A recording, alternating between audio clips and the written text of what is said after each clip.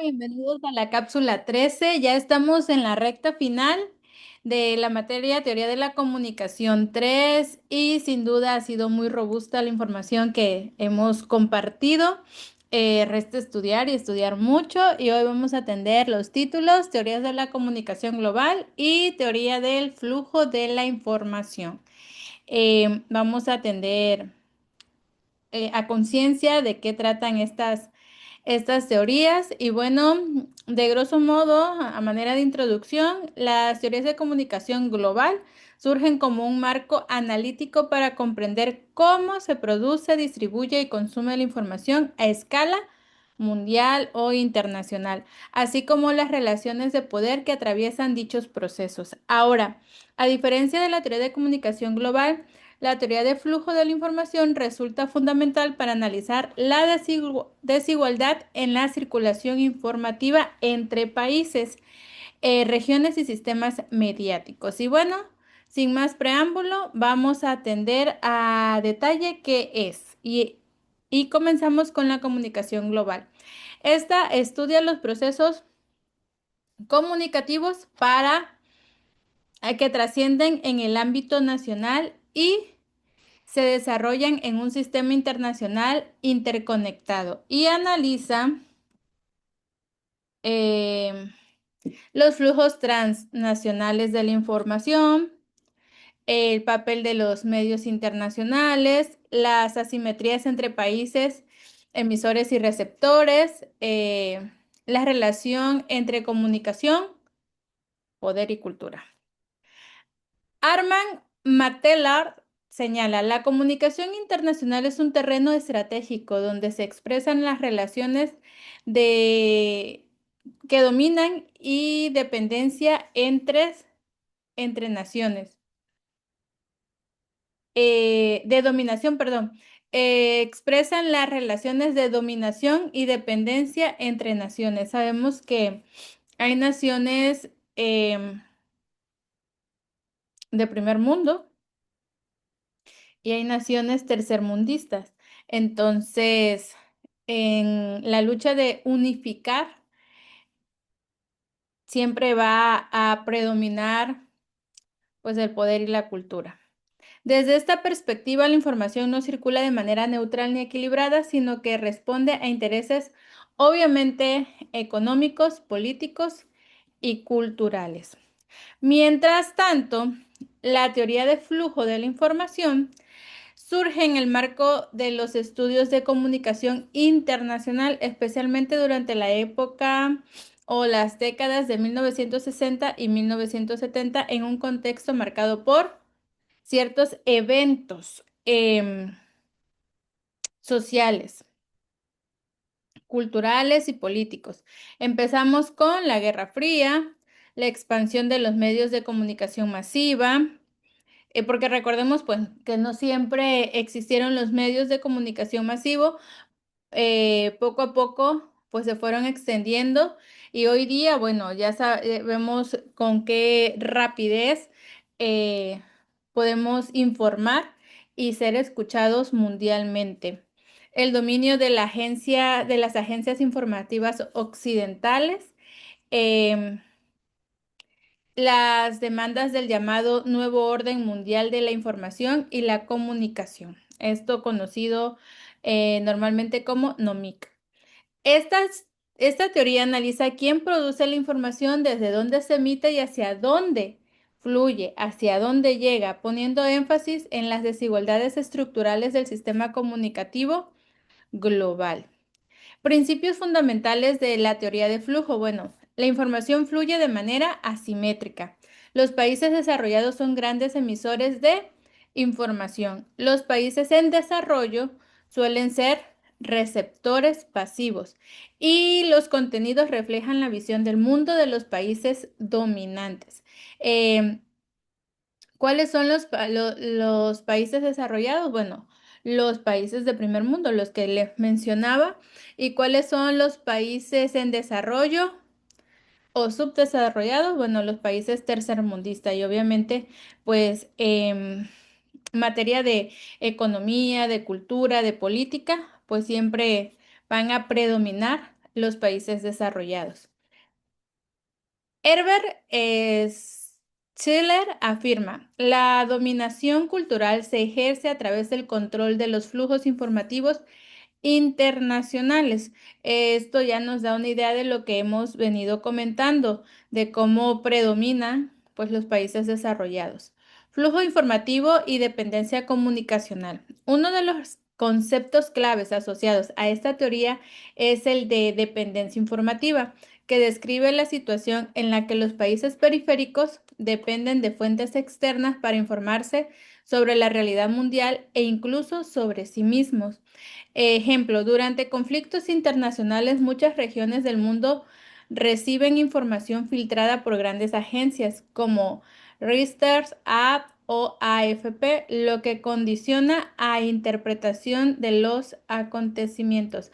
Bueno, es una realidad. Yo creo que eh, de alguna manera el- la información muchas veces no estoy asegurando que se esté filtrando de ciertos eventos información falsa. Por ejemplo, en un terremoto que vemos imágenes completamente catastróficas, cuando reportan en los medios de comunicación masivo, eh, hubo una pérdida de 7 personas muertas. Y tú ves el panorama y dices, difícilmente voy a creer eh, que en tantos edificios colapsados solo hayan 7 muertos, ¿no? Y 50,000 heridos. Pero, bueno, en términos de noticias internacionales, así está la situación. Muchas veces se reduce quizás para no causar un impacto social deprimente. Es mi comentario ante esto, ¿vale? Agencias internacionales y concentración de flujo informativo. La teoría del flujo de la información pone especial atención en el papel de las agencias internacionales de noticias, que históricamente han concentrado la producción y distribución de la información global. Características del sistema: centralización de la producción informativa, homogene- homogeneización de contenidos, escasa representación de realidades locales. Em, ya mencionaba un ejemplo así de un desastre natural. Por ejemplo, en un país del sur global solo adquiere relevancia internacional si es cubierto por grandes medios occidentales y suele narrarse desde una mirada externa. Muchas veces ante situaciones que rebasan, noticias que rebasan eh, los medios. Es importante, por ejemplo, hay noticias de gran auge donde un corresponsal de los países tienen que ir al país donde está ese evento y desde ahí emitir, ¿no? La noticia. Muchas veces pasa eso y entonces, bueno, ya tenemos más información de primera mano. Aportes y críticas a la teoría del flujo de la información. Bueno, esta teoría permitió visibilizar las desigualdades en la comunicación global, vincular comunicación y relaciones de poder, impulsar debates sobre soberanía informativa, fundamentar políticas de comunicación en países en desarrollo. Como señala Beltrán, la democratización, perdón, de la comunicación es inseparable de la democratización de la sociedad. Y bueno, em, imaginemos que lo más cercano a la realidad es lo que vemos en los medios de comunicación masiva.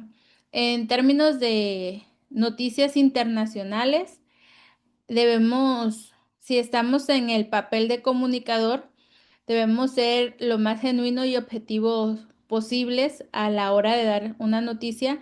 Claro, de repente entran términos políticos, términos culturales que quizás términos e incluso hasta económicos de cada país que quizás nos lleva a limitar la información. Bien, vamos a este punto de críticas y actualidad. Con la irrupción de Internet y las plataformas digitales, algunos autores han cuestionado la vigencia de la teoría. Claro, claro, porque hoy día con